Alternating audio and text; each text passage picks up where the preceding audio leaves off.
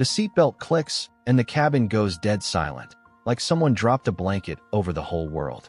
Florida humidity presses against the glass, but inside it's Arctic, dry, cool as a gas station freezer aisle. A 3-second squeeze of the wheel and nothing pulls left or right. No fight, no drama, just a straight line drawn by an engine that doesn't even know what a turbocharger is. The seat warms in 15 seconds flat, cutting through cargo shorts weather in July, which makes 0 sense and somehow makes total sense. Something this quiet, this composed, this cheap is not supposed to exist under 30 grand. And in about 4 minutes, you're going to want one.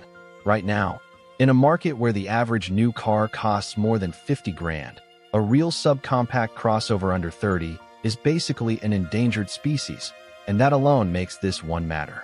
The face is borrowed straight from the family's biggest brother, full LED lighting standard even on a mid-pack trim, a tiger nose grille that actually opens up and breathes instead of playing pretend.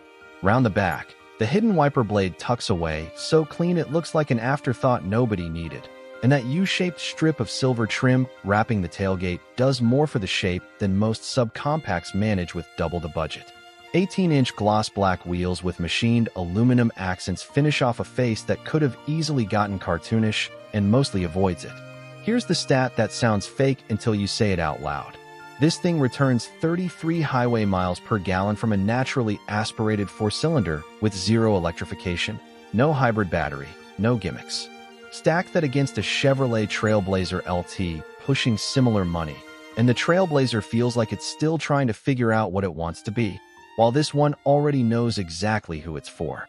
Mash the throttle merging onto Interstate 275, and the CVT doesn't hunt or moan the way cheap CVTs usually do.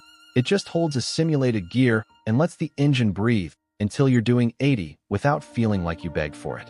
There's no torque steer tugging the wheel out of your hands under hard acceleration, which after wrestling budget front drivers built 10 years ago feels almost suspicious. Take it out to Bayshore Boulevard along Tampa Bay on a Sunday morning, and the ride settles into something genuinely relaxed, soft over expansion joints, quiet enough that wind noise never shows up uninvited. Glance down at the digital cluster mid-merge, and everything you need sits exactly where your eyes already are. No hunting, no distraction, just speed and a shift indicator glowing back at you. Here's what nobody in the press junket is telling you. The real party trick isn't the horsepower number. It's how much sound deadening they crammed into a vehicle that starts under $30,000. Because the cabin stays library quiet at highway speed in a way cars 2 classes up used to charge extra for. Get on the brakes hard coming down off the Howard Franklin Bridge, and the pedal stays firm the whole way. No spongy first inch, no fade, just confident linear bite lap after lap of stop-and-go bridge traffic.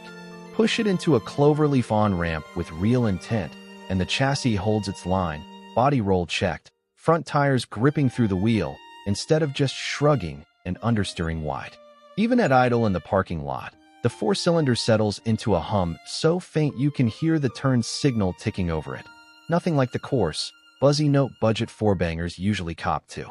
Daily grind stuff, grocery runs, school pickup lines. This thing swallows all of it without complaint. Rear doors opening wide, back seats reclining, cup holders and phone slots in places a tired parent will actually use. Be honest, this is not the car for someone chasing a launch that pins you to the seat or a shred of driving thrill on a canyon road. Buy this if you're a young family, a first-time buyer, or anyone who wants Telluride looks and Telluride tech without the Telluride payment.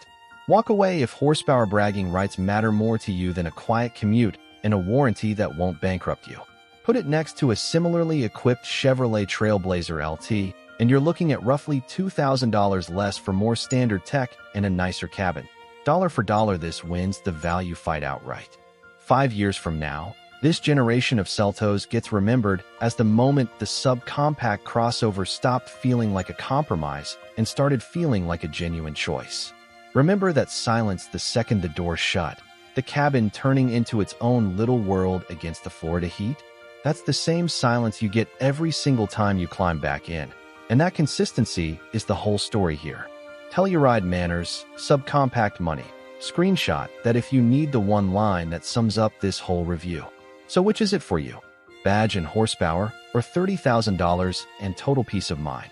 Drop your answer below, and if this saved you a wasted test drive, the subscribe button's right there waiting.